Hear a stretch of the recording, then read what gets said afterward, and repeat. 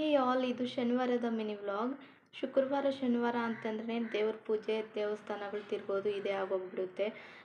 ಅದೇ ಥರನೇ ಇವತ್ತು ನಮ್ಮ ಮನೆಯಲ್ಲಿ ಶುಕ್ರವಾರ ಆಗಿ ಶನಿವಾರ ದೇವಸ್ಥಾನಕ್ಕೆ ಹೋಗಿ ಒಡೆದಿರೋ ಕಾಯಿಗೆಲ್ಲ ಹಾಗೇ ಇತ್ತು. ಸರಿ ಅಂಥೇಳಿ ಇವತ್ತು ಕೊಬ್ಬರಿ ಮಿಠಾಯಿ ಮಾಡೋಣ ಅಂಥೇಳಿ ಎಲ್ಲ ರೆಡಿ ಮಾಡಿ ಇಟ್ಟಿದ್ದೀನಿ. ನೋಡಿ, ಕೊಬ್ಬರಿ ಎಲ್ಲ ಪುಡಿ ಮಾಡಿ ಒಂದು ಕಪ್ ಎತ್ತಿಟ್ಟಿದ್ದೀನಿ ದೊಡ್ಡ ಕಪ್ಪಲ್ಲಿ. ಒಂದು ದೊಡ್ಡ ಕಪ್ಪಿನ ತೆಂಗಿನ ತುರಿಗೆ ಅರ್ಧ ಕಪ್ಪಷ್ಟು ಬೆಲ್ಲದ ಪುಡಿ ಸೇರಿಸ್ಕೊಂಡಿದ್ದೀನಿ.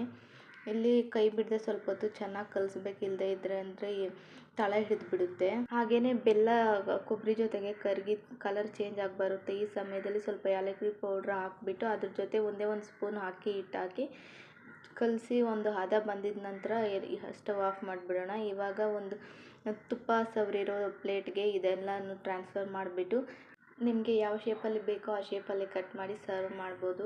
ಟೇಸ್ಟಿಯಾದ ಕೊಬ್ಬರಿ ಮಿಠಾಯಿ ರೆಡಿ. ಹಾಗೆ ನಿಮಗೆ ಈ ವಿಡಿಯೋ ಇಷ್ಟ ಆಗಿದ್ರೆ ಒಂದು